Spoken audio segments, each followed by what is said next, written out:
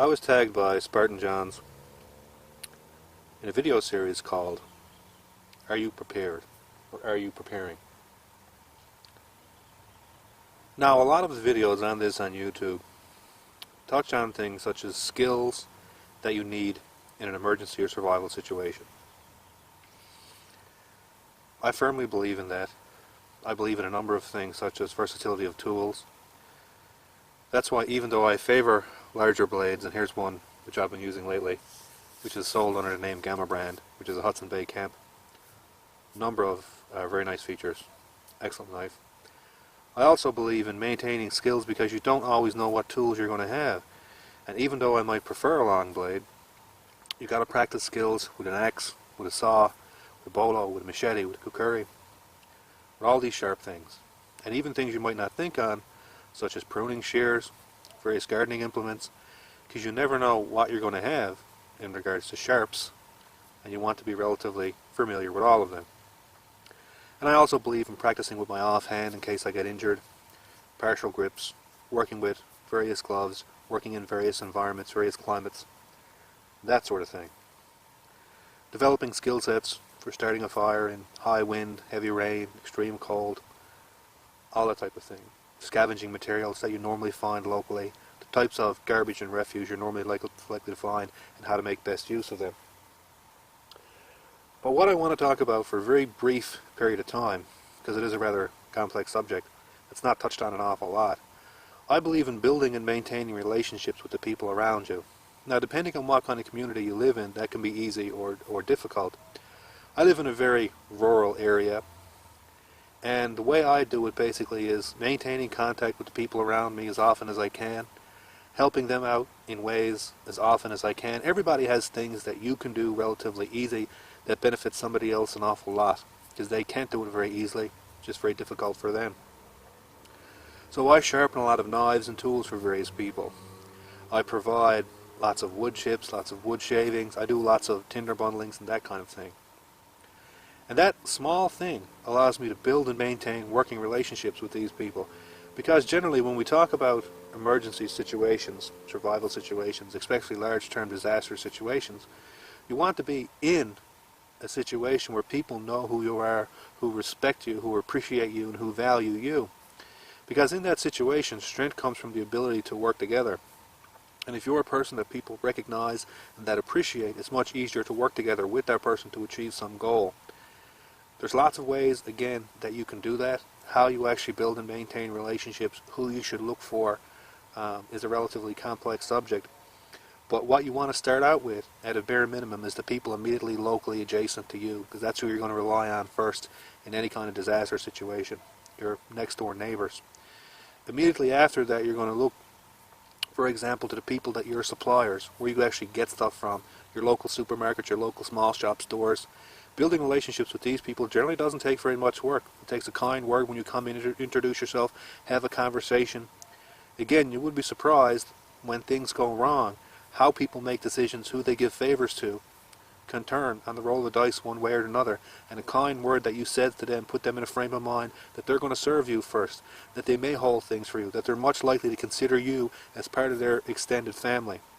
So in being prepared, you want to think not only of yourself, not only of your family, of training them, making sure that they're aware, making sure you have the things on you at all times. Like, for example, wherever I go, I always have a large knife on me.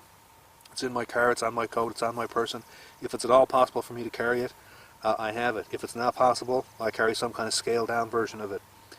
All of this is true. But again, one of the things I want to focus on is that you never want to have that sort of Rambo mentality that you're going to do everything yourself. You also want to have the skills to be able to talk to people. You want to have negotiation, mediation type skills. Because again, you could often be thrust into a situation where you don't know people, where these people have never seen for you before. You want to be able to work together. And in those high-stress situations, even if you know exactly what to do, how to get that information to the other person isn't a trivial thing. It's certainly not as simple as just telling everybody what to do and assuming that they're going to listen to you. They don't know who the hell you are. Why should they listen to you, especially in a high-stress situation? But how you talk to them, the tone of voice that you use, respecting them, asking them for their opinions, even if you know 100% that they're completely useless. But again, showing someone the respect and courtesy of asking them and having a discussion can go a long way in terms of building a relationship.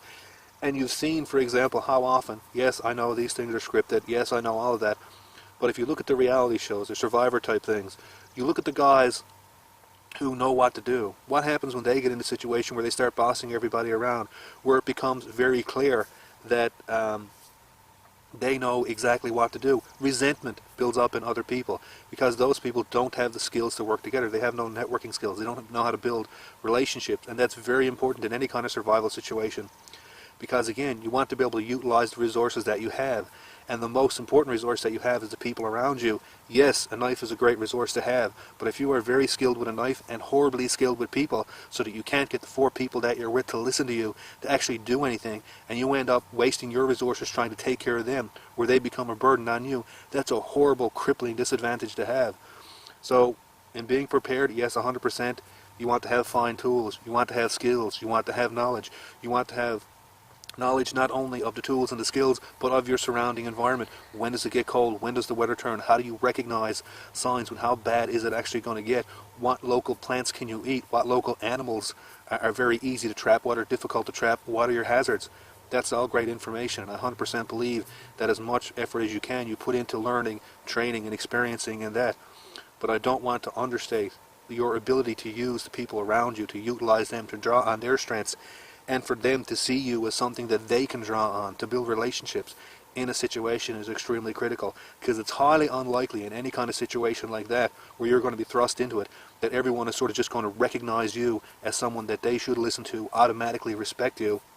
And you have to be able to convey to them that I have this unique knowledge, I do know what we should do here, I have first aid training, I have lots of gear, I know how to start a fire, I know what plants we should eat, I know where we should go, I know the radio stations that we should be listening to for emergency, I know how to use Morse code, I know all these things. That's lovely grand. If no one listens to you, it's very difficult. You're throwing away a lot of resources. If people start to resent you because they see you coming off as bossy, they see you as a know-it-all, they see you as a threat, that's horrible. And even small things, there could be a husband and a wife in a group. If you start telling the husband what to do very aggressively, you can make him look bad in front of his wife. And people don't always make rational choices. You really offend him, he could fight with you and do something stupid just to prove something to his wife that he's more capable, even though it's wrong. I know this sounds very silly, but again, you want to have basic negotiating skills, basic mediation skills, basic skills to bring people together, how to get them to work as a team, and how to move through conflicts with minimal stress, with minimal frustration, and get people relaxed and happy and working together. And it's an extremely difficult and demanding thing to do. Learning how to chop effectively with a knife is very easy. Learning how to effectively build a fire is very easy. Learning how to build a fire in high wind and heavy rain and in cold is even easy, comparing to learning how to deal with the intricate behaviors of people, because they're not rational. They don't act the same, and they don't act, there's no way to predict behavior. You have to be prepared for all of that. How do you build a fire in high wind? You take away the high wind. You have to build a break. How do you build a fire when wood is wet? You have to maximize the surface area of all your wood so that it dries out very quickly, and you have to have some way to dry out the relatively small, very fine tinder to get that going. Usually you can use your own body heat and use your clothes to wick it off. These are very simple things to do, okay? But how do you work with people? How do you get people to listen to you? That's not an easy skill, and it's not one that you're going to master easily. But it's something that you can start doing every day. You can build relationships with people. You can talk to the people around you. You can just have a conversation even on the internet and try to get people to listen to what you have to say. And like I said, it's not nearly as easy as simply telling them. Having the knowledge and getting someone to listen to you and respect that knowledge that you have is a very difficult thing. And you want to get started on it as much as possible. And if you have that ability, if you have the ability to be thrust into a group of people and be able to get them cohesively to come together as a team, to recognize the strengths and weaknesses among that group and really get them to foster and come together, it's a dramatic advantage. It's a dramatic skill to have, and it really is a great thing that you can use to prepare yourself for any kind of emergency whatsoever. So that's my take on how to be prepared.